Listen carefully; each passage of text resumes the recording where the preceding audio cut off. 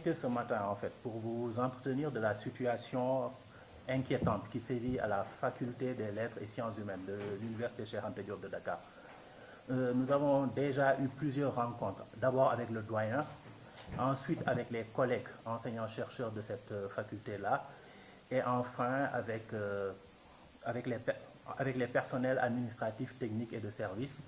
Puis aujourd'hui, ce matin encore, nous avons rencontré le doyen pour discuter de la situation de cette faculté-là. Et ce qui ressort de ces différentes séances de travail, c'est que la situation de la faculté des lettres et sciences humaines a désormais atteint un point critique. Et si on ne règle pas les problèmes qui s'y posent, il serait difficile de continuer à enseigner à la faculté des lettres et sciences humaines et à donner un enseignement de qualité aux étudiants. D'une certaine manière, la faculté des lettres et sciences humaines est une bombe sociale parce qu'elle concentre 32 000 étudiants dans un très petit espace et les conditions ne sont pas bonnes. Donc on a 32 000 jeunes qui ont entre 20 et 30 ans, 18 et 30 ans disons, et qui sont dans un espace de travail qui n'est pas vraiment optimal. Donc ça, déjà, c'est une bombe sociale. Et quand nous avons travaillé avec les collègues et avec le doyen, nous avons identifié un certain nombre de problèmes. D'abord, ce dont j'ai déjà parlé, le nombre d'étudiants.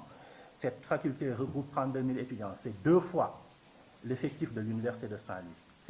C'est plus que l'effectif de toutes les universités du pays, y compris l'UVS, où on met la plupart des étudiants maintenant. Donc vraiment, c'est une université dans l'université. Premier problème. Maintenant, le problème qu'il y a, ce n'est pas qu'il y ait 32 000 étudiants. C'est que pour ces 32 000 étudiants-là, on a 207 enseignants.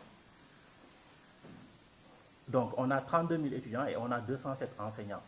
Si je prends toujours l'exemple de l'Université de Saint-Louis, on a 15 000 étudiants environ et on a plus de 300 enseignants.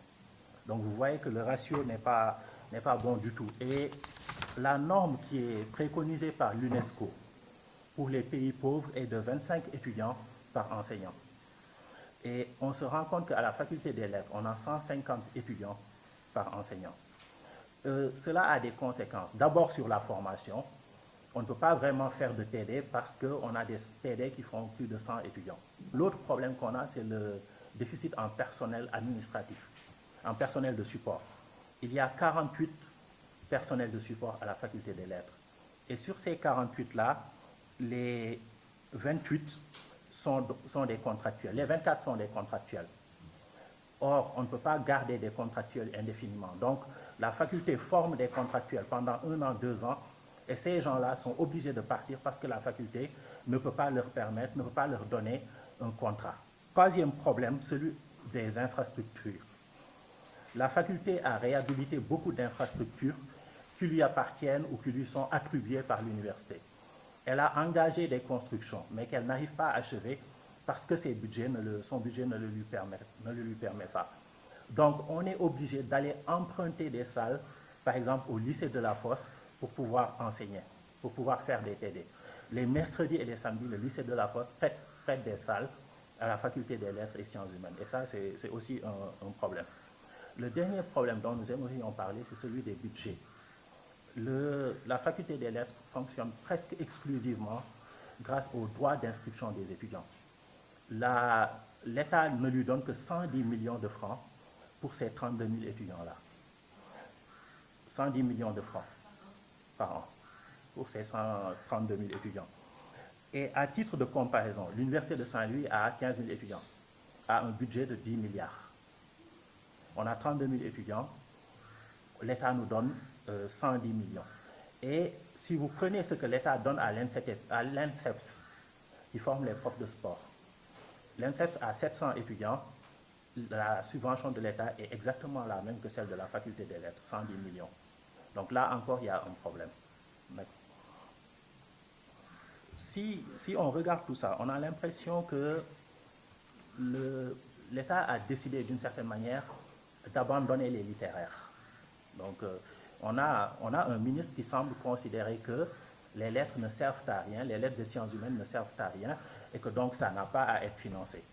Et ça, en fait, c'est un problème parce que la majorité de nos bacheliers sont des littéraires. Il faut que nous les formions pour qu'ils puissent après travailler, payer nos retraites, développer le pays. C'est pourquoi nous demandons au gouvernement, donc le Sud-Est Enseignement Supérieur et Recherche, demande au gouvernement d'ouvrir en urgence une centaine de postes d'enseignants-chercheurs affectés à la faculté des lettres et sciences humaines. D'ouvrir également une cinquantaine de postes de support affectés à cette même faculté, donc les personnels administratifs, techniques et de services. D'augmenter significativement la subvention accordée à cette faculté. Et enfin, de travailler de concert avec M. le doyen de la faculté des lettres et sciences humaines à l'achèvement des infrastructures dont il a entamé la construction et de lancer un ambitieux programme de construction d'infrastructures dans l'enceinte même de cette faculté.